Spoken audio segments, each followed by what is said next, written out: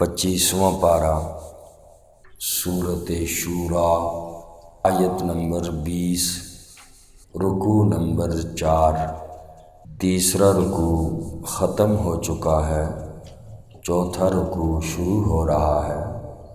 اعوذ باللہ من الشیطان الرجیم، بسم اللہ الرحمن الرحیم۔ من کان یرید حرث الآخرہ،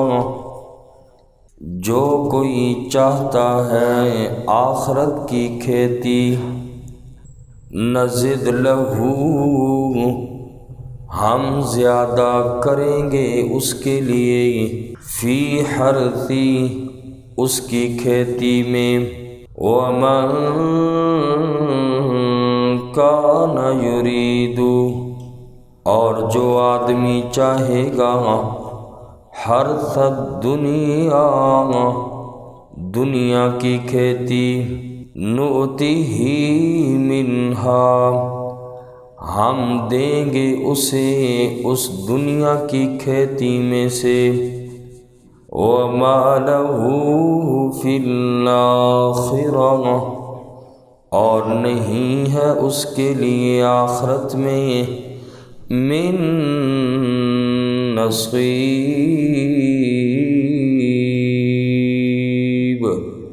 کوئی حصہ۔ اس سے پہلی آیات مبارکہ میں منکرین قیامت کا ذکر تھا کہ جو قیامت کے بارے میں استہزاء کرتے تھے اور آخرت کو مانتے ہی نہیں تھے۔ اللہ کریم نے فرمایا تم جھگڑا کرتے ہو آخرت کے بارے میں، بڑی دور کی گمراہی میں ہو۔ اور آج کی آیت مبارکہ میں فرمایا کہ جو آدمی آخرت کا طلبگار ہے، آخرت کو چاہنے والا ہے، اللہ کی جنت کا طلبگار ہے، آخرت کی فکر کرتا ہے، جو بندہ دنیا میں رہتے ہوئے، اللہ فرماتے ہم اس کو دنیا میں بھی دیں گے اور ہم اس کو آخرت میں بہت زیادہ دیں گے۔ من جاء بالحسنۃ فلہ عشر امثالھا، جو ایک نیکی کرتا ہے آخرت کے لیے، دنیا میں اللہ کریم ایک نیکی کا اجر ایک نہیں دیتے، بلکہ ایک کے بدلے میں کم از کم 10 نیکیاں۔ نیکی ایک کرو گے اللہ کم از کم 10 نیکیاں دیتے ہیں۔ پھر جس بندے کا جتنا اخلاص ہوگا نیکی کا اجر اتنا ہی بڑھتا چلا جائے گا، 700 نیکیوں تک جاتا ہے۔ تو اس لیے انسان آخرت کا طلبگار ہو، اللہ دنیا بھی سکون والی اچھی کرتے ہیں اور آخرت بھی اچھی ہوگی۔ اور اس کے بدلے میں جو بندہ صرف دنیا کا حریص ہے، دنیا کا لالچی ہے، آخرت کی کوئی پرواہ نہیں ہے، اللہ فرماتے ہیں میں اس بندے کو دنیا دے تو دیتا ہوں، اس کی خواہش کے مطابق دنیا نہیں ملتی اس کو، وہ ہے تو صرف دنیا کا حریص، اور میں اس کی خواہش کے مطابق دنیا اسے بھی نہیں دیتا میں اپنی حکمت سے ہی ہوں اسے دنیا بھی، لیکن اس بندے کی آخرت خراب ہو جاتی ہے، اور دنیا کی زندگی آخرت کے مقابلے میں کچھ بھی نہیں ہے۔ اس لیے زیادہ سے زیادہ 60 سال 70 سال 80 سال بندہ، 80 سال کے بعد پھر عمر زندہ رہے بھی تو کیا عمر ہوتی ہے، بہت کم لوگ اچھے صحت والے ہوتے ہیں۔ تو بہرحال دنیا کی جتنی بھی زندگی ہو آخرت کے مقابلے میں کبھی ترجیح نہ دو، یہ تو کل قیامت کے دن انسان کو پتہ چلے گا، افسوس کرے گا دنیا کے ایک ایک لمحے پر جو اس نے فضول گزار دیا، نہ دنیا کا فائدہ کمایا نہ آخرت کا، فضول گزر گیا، انسان بڑا افسوس کرے گا۔ اس لیے اللہ پاک نے مجھے بھی آپ کو موقع دیا، زندگی کا کوئی پتہ نہیں، آخرت کی فکر کریں، اللہ کا خوف دل کے اندر لائیں، جس سے دنیا بھی بنے گی اور آخرت بھی بنے گی۔ فرمایا من کان یرید حرث الآخرہ، جو بندہ آخرت کی کھیتی کو چاہتا ہے، نزد لہ فی حرثہ، ہم زیادہ کریں گے اس کے لیے آخرت کی کھیتی میں۔ ومن کان، اور جو ہو، یرید حرث الدنیا، چاہنے والا دنیا کی زندگی کو، دنیا کی کھیتی کو چاہنے والا ہے، نؤتیہ منہا، ہم دیں گے اس کو دنیا کی کھیتی میں سے،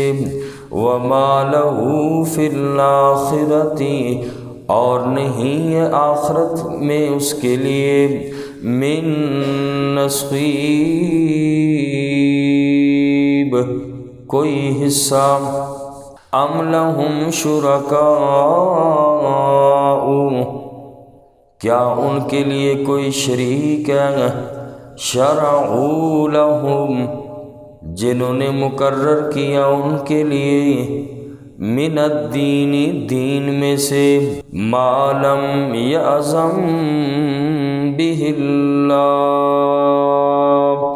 وہ چیز کہ جس کی اجازت نہیں دی اللہ نے، ولولا کلمۃ الفصل، اور اگر نہ ہوتی فیصلے کی بات، لقضی بینہم، البتہ ان کے درمیان فیصلہ کر دیا جاتا، وَإِنَّ الظَّالِمِينَ، اور بے شک ظالم لوگ، لَهُمْ عَذَابٌ أَلِيمٌ، ان کے لیے دردناک عذاب ہے۔ اس آیت میں فرمایا کہ جو لوگ اللہ کے علاوہ دوسروں کو رب کا شریک بناتے ہیں، کیا ان کے کوئی شریک ہیں جنہوں نے ان کے لیے کوئی دین مقرر کر رکھا ہے جس کی اللہ نے انہیں اجازت نہیں دی؟ گویا انہوں نے اپنا کوئی علادہ ہی دین بنا رکھا ہے۔ فرمایا اگر تمہارا کوئی دین ہے، ہاتوا برہانکم، اپنا دین لے کر آؤ، اور یہ بھی بتاؤ کہ انہوں نے جن کو تم اللہ کا شریک بناتے ہو، حلال اور حرام کا کون سا ضابطہ مقرر کیا ہے؟ کوئی قانون ہے تمہارے پاس؟ اللہ نے تو قرآن کی شکل میں دیا ہمیں، اور تمہارے پاس کیا چیز ہے؟ کوئی دستور ہے تمہارے پاس؟ فرمایا حقیقت یہ ہے کہ یہ سب کچھ مشرکین کی خود ساختہ شرکیہ رسمیں ہیں، خود گڑی ہوئی باتیں ہیں ان کی حقیقت کچھ بھی نہیں، یہ قرآن اور حدیث کے سراسر خلاف ہے۔ اسی طرح آج کل جو بدعات ہیں، رسومات ہیں، یہ بھی لوگوں کی خود بنائی ہوئی ہیں، اللہ نے ہرگز اسے مقرر نہیں کیا، اور اللہ کریم نے یہ جو بدعات ہیں کسی قرآن یا حدیث میں نہیں آئی، اس لیے یہ لوگوں کی خود بنائی ہوئی باتیں ہیں۔ اللہ فرماتے ہیں اگر پہلے سے فیصلہ طے نہ ہوتا، ان باغیوں کو میں اللہ عذاب فوراً ان پہ بھیج دیتا۔ طے شدہ بات یہ ہے کہ میں نے فیصلہ کر لیا ہے شروع سے ہی کہ میں اللہ ان کے درمیان فیصلہ قیامت کے دن کرنا ہے، دنیا میں کرو جو کرنا ہے۔ ان ربک هو یفصل بینہم یوم القیامت فیما کانوا فیہ یختلفون، آخرت کے اندر میں اللہ پوچھوں گا، دنیا میں تمہیں ڈھیل ہے میں کچھ نہیں پوچھتا، قیامت کے دن پوچھوں گا۔ اور اگلی آیت میں فرمایا کہ جب لوگ میدان محشر میں جمع ہوں گے، دنیا کے اعمال نامے جب لوگوں کے سامنے آئیں گے، دنیا میں کیا کیا کرتے رہے، پھر ان لوگوں کو وہاں پتہ چلے گا کہ آج ہم تو اپنے دنیا کے برے اعمال کی وجہ سے پھنس گئے۔ اس وقت وہ لوگ بڑے خوف زدہ ہوں گے۔ فرمایا حقیقت یہ ہے دنیا میں جو کچھ ان لوگوں نے کیا ان کی کارکردگی کا وبال ان پہ پڑنے والا ہے، اس دن یہ لوگ اللہ کے عذاب سے نہیں بچ سکیں گے۔ فرمایا تری الظالمین مشفقین، آپ دیکھیں گے ظالموں کو، قیامت والے دن کا اللہ نے منظر بیان کیا۔ تری الظالمین، آپ دیکھیں گے ظالم لوگوں کو، مشفقین، ڈرنے والے ہوں گے، مما کسبوا، اس چیز سے جو انہوں نے کمائی، دنیا کے اندر جو اعمال کیے، قیامت والے دن اپنے اعمال کی وجہ سے ڈر رہے ہوں گے۔ وَهُوَ وَاقِعٌ بِهِمْ، اور وہ واقعہ ہونے والی ہے ان پر۔ وَالَّذِينَ آمَنُوا، اس کے مقابلے میں جو ایمان والے لوگ ہوں گے، جن لوگوں نے دنیا کے اندر اعمال اچھے کیے، والذین آمنوا، اور وہ لوگ جو ایمان لائے، وعملوا الصالحات، اور جنہوں نے نیک اعمال کیے، فی روضات الجنات، وہ جنت کے باغوں میں ہوں گے، لہم ما یشاءون، ان کے لیے وہ ہوگا جو وہ چاہیں گے، عند ربہم، ان کے رب کے یہاں۔ جنت والا آدمی جنت کے اندر جو بھی خواہش کرے گا اللہ اس بندے کی خواہش کو پورا کریں گے۔ ذالک هو الفضل الکبیر، یہ بڑی فضیلت والی بات ہے، جس بندے کو جنت کے باغ مل گئے، اس کی ہر خواہش پوری ہو گئی۔ اللہ نے فرمایا ذالک هو الفضل الکبیر، یہ بہت بڑی فضیلت والی بات ہے۔ ذالک الذی، یہ وہ چیز ہے، یعنی ان لوگوں کی ہر خواہش پوری ہوگی جن لوگوں نے دنیا کے اندر اللہ پہ ایمان لایا، نیکی کے عمل کیے، دنیا کے اندر اپنی مرضی کے مطابق زندگی نہیں گزاری، نفس کی خواہشات نہیں کی، اللہ کی مرضی کے مطابق جن لوگوں نے دنیا والی زندگی گزاری، اللہ خوشخبری دیتا ہے اللہ ان ایمان والوں کو، ذالک الذی، یہ وہ چیز ہے، یبشر اللہ عبادہ، وہ اللہ خوشخبری دیتے ہیں اپنے بندوں کو، الذین آمنوا، ان لوگوں کو جو ایمان لائے، وعملوا الصالحات،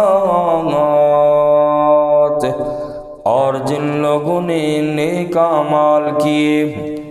قل، فرما دیجئے میرا پاک پیغمبر، لا اسألکم، میں تم سے سوال نہیں کرتا، علیہ، اس تبلیغ پر، اجرن، کسی معاوضے کی، الا المودۃ فی القربى، مگر دوستی فی القربى، قرابت داری میں، ومن یقترف حسنۃ، اور جو کمائے گا کوئی نیکی، نزد لہ فیہا حسنا، ہم زیادہ کریں گے اس میں خوبی کو، ان اللہ، بے شک اللہ تعالی، غفور شکور، بخشنے والے بڑے قدردان ہیں۔